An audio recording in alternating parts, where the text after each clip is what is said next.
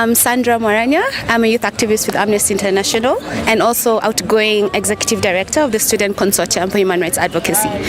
These two organizations are the co-organizers of this debate. The debate is called the InterUniversity Human Rights Debate Championship. It's a platform that we started 5 years ago to encourage students to engage in human rights in a positive way. And so we wanted them to identify thematic issues, so it could be education, housing, torture, and have this platform to debate about it and to rally for change. And so this year, we're very happy to bring students from all over the country. They've come from Nakuru, Eldoret, Mombasa, Kisumu, and also students from Nairobi to discuss education and human rights. How many universities are we talking about today? We have about 43 teams. We had initially 50 teams coming from Kigali and Kampala. Unfortunately, because of the election situation, they couldn't make it, Yes. but they're with us in spirit. They're following us in our social media platform. So currently we have universities from around Kenya only. Yes. So from Kenya only, how many made it to the debate? I can't answer that question. Okay. Okay. That's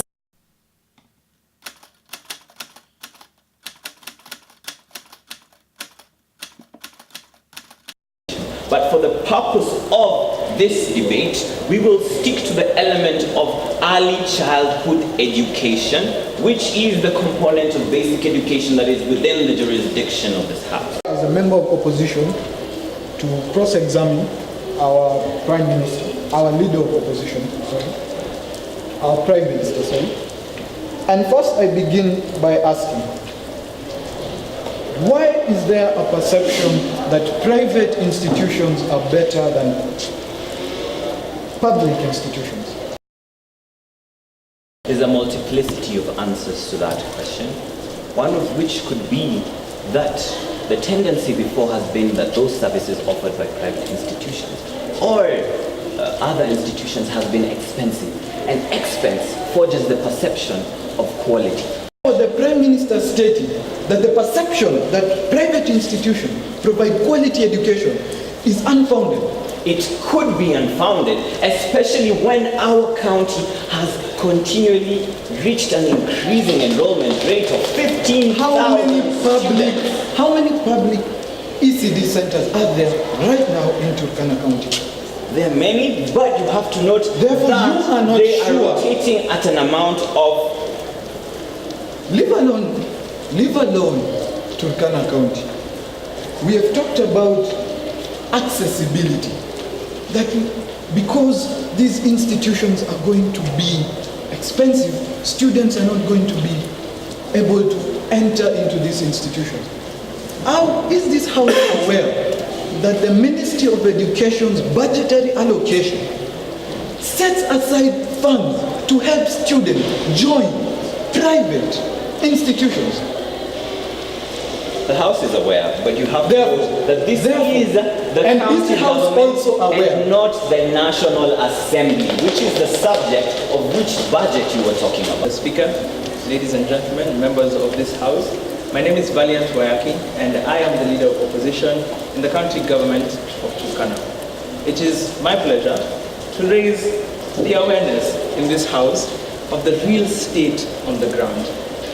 I'm privileged to present actual facts to our Prime Minister.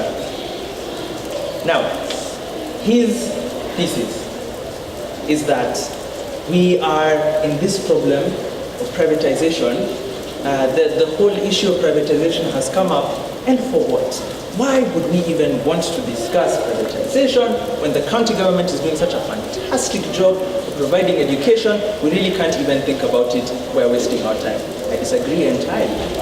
I disagree because we know, not just from our own personal experience, but also from studies that have come out. We know that governments, like he said, have had the tendency of providing less than standard education, lower quality education. We know that the real problem, ladies and gentlemen, is that, number one, the facilities at government schools, at public run schools are below par. Number two, the syllabus taught in public schools and private schools is also below par. Number 3, that, like I have said, the government so far has been incapable of providing high quality education. Assuming that what you're saying is true, that private education, public education is absolutely above standard, is above par, is the kind of education that we want our children to get, would you be so kind as to provide us with our student-teacher ratio here in the county of Turkana? Thank you. The county government, as well as the Minister of Education, has not given a policy statement to issue what. So you're not sure about the statistics? Can I respond? Has not given a standard, which, for example, 20 to 30, there is no policy made by the Minister of Education to say that this is the ideal and this is what we are doing.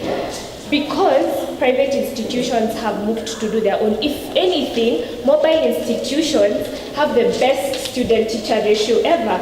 Because if you're with 5 children now, as to 1 teacher, that's good enough. Mr. Speaker, I'd like it to be noted that that is not the question that I asked. So I didn't ask the policy statement, I asked what the current student-teacher ratio is. As I said, it varies because they're mobile institutions. So, for your typical mobile institution, which the government is rightly very proud of, what is the student ratio? I'd like it to go into record that it's impossible to get this because Turkana County is a nomadic, has nomadic people, and it changes from time to time. With regards to the UN SDGs and the basic rights to education, education is a right and not a privilege. I agree fully, but it depends what kind of education. Accessible, available, adaptable. They have not proven that their education system, they have not proven that they have enough funds, they have not proven that they have enough structures in place to actually provide quality education. Because really, any of us here, seated here, can teach a child A, B, C, and D. But what quality of education are we talking about? Or is the government settling for meager kind of education levels? And what is privatization of education? Privatization of education is commercializing education.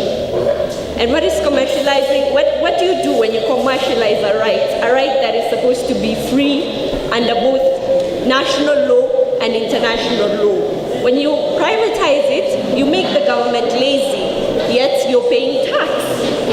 You undermine the quality of the education.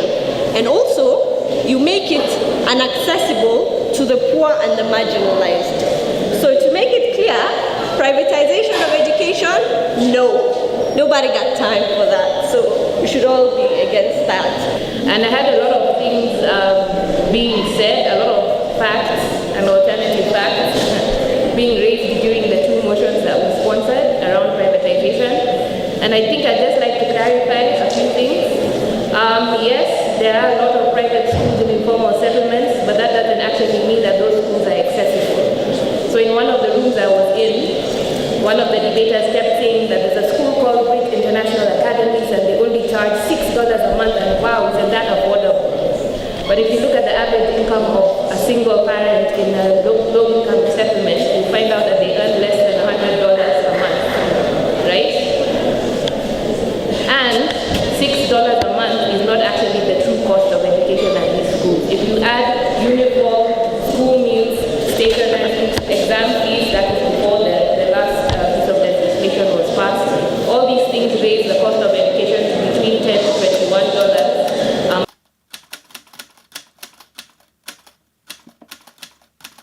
We will start our pilot program in Kuala Lumpur City. And why have we chosen this? The case in Malaysia is that the average income is 14.6% according to the Malaysia Online. And the highest level of education obtained by all 200 respondents who were interviewed in a report by a Malaysian student from the Kuala Lumpur University is that the highest level of education obtained by all of them is primary school. 32.5% of all citizens in Malaysia have only primary school. Gentlemen, I know I was smiling in my face because of the measures that have been put in place. It is my work, it is outside, and it is promote the spirit of this motion, that the government has the ability to set a parameter in areas that don't need help. Ladies and gentlemen, I must inform this house that the Malaysian people have a 0.6% of poverty line. Our own country has 42% of people below the poverty line. Why run away from the problems in your own country and go solve a problem in another country? Ladies and gentlemen, I want to bring you back in Kenya. Jambo, karibu. Currently, children who are supposed to attend schools in our country, in low-income communities, have to go outside there to work, to generate income for their own families. These low-income areas are facing key challenges, and I will mention the challenges, and I will give a policy that will help solve these challenges.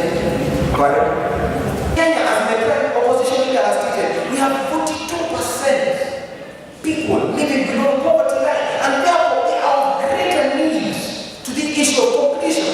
I have told you over 90% of students from Malaysia getting to universities. In Kenya, over 300,000 students of the 600,000 do not get into universities, ladies and gentlemen. Who has the greater need in this position, ladies and gentlemen? I ask the question, who needs the skills for sustainable development? Is it Malaysians? Or is it Kenyans? 3, that all students will complete target 3 of SDG 4, will complete quality vocational and university training. I have just stated that over 300,000 of them are not getting into school, and therefore this SDG is non-existent to almost 300,000. Allow me to do a simple math. 300,000 don't go into universities, 900,000 people sit in CSC. What is that? That is a third. A third of those who complete high school do not get vocational and technical training. My name is Robbie Chacha. I work for Amnesty International as a program assistant for the Human Rights Education Department. In terms of the future of this debate, we're thinking of going East African in this debate. This year we were meant to have guests from Tanzania, Rwanda and Uganda, but due to the political affairs that were going on at the time, they decided to pull out last minute. But starting next year, we probably intend to have an East African teams from other East African countries, so that we have an East African context of it. I would also like to mention the fact that this debate is also meant to inform policy. We're in communication with the Ministry of Education, especially the Quality Assurance Department, in terms of the kind of arguments that come up in this debate, so that they may be able to influence and inform policy going forward within the education. My name is Zuleika Amin. I'm from Economic and Social Rights Center, Hakijamii.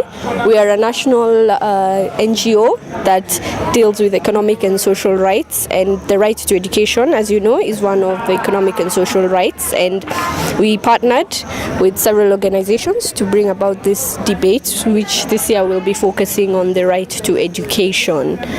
And basically we sponsored the 2 motions which are on privatization of education and education in privatization of education, particularly in informal settlements. So we're just trying to let why we sponsored the motion was to let kids know, these university students, for them to actually have the idea on what privatization is. And basically privatization is not a private school per se, it's commercializing a right, commercializing the right to education, a right which under international law, under the constitutional and the national law should be free and compulsory. So that's the whole concept of privatization of education and why we are against it. Okay. So what do you see is the future of this debate? Are you going to expand to reach out to other universities and colleges? Yes, so what we're going to do after this debate, we will compile a report as all partners, a report which we will send to the Ministry of Education for advocacy purposes, and we'll focus particularly on the issue of privatization of education. Yes. Thank you very much.